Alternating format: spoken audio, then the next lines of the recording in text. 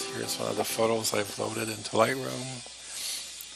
I've already applied the preset, so just so you guys can see what the original photo looked like, this is the raw file with absolutely nothing done with Lightroom. And here's with the preset. I'm not going to do it from scratch, but I will kind of go through the menu a bit. So the exposure was pretty much spot on. I kind of like to start the image on the cool side in Lightroom, and then I've color grade in Photoshop later on.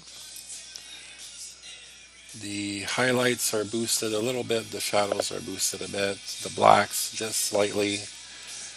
I kind of like using the dehaze a bit. It kind of gives it a nice contrast as well. Not too much, becomes kind of funky real quick. So around 14 I think I had it, was pretty good.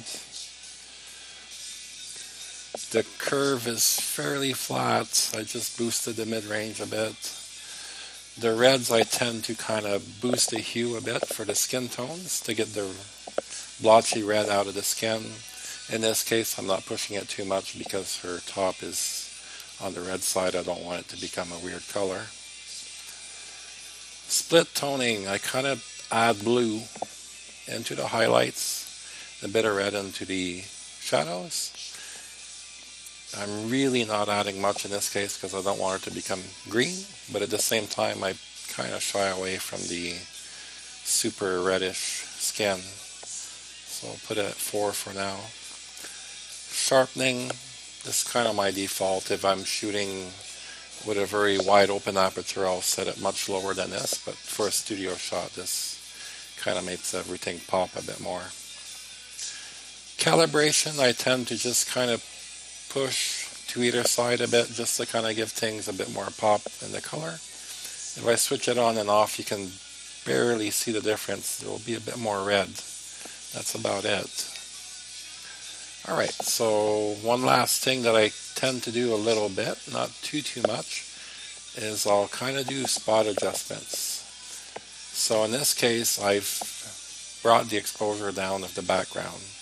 So I bring it back to 0. You'll see that everything is kind of very brownish gray.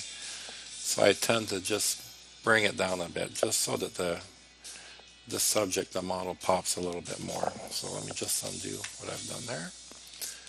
The highlights, I actually usually have them a bit higher, so let me just adjust this.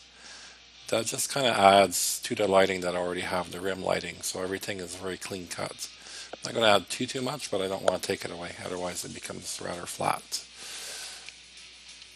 Alright, so we're at about there. This one is just a very slight boost on the head, so the head is a bit brighter.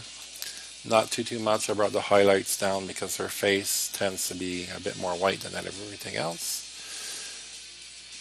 Let me close this down. Alright, that's pretty much it as far as Lightroom goes. I'm just going to open this directly into Photoshop and I can start doing the editing from there.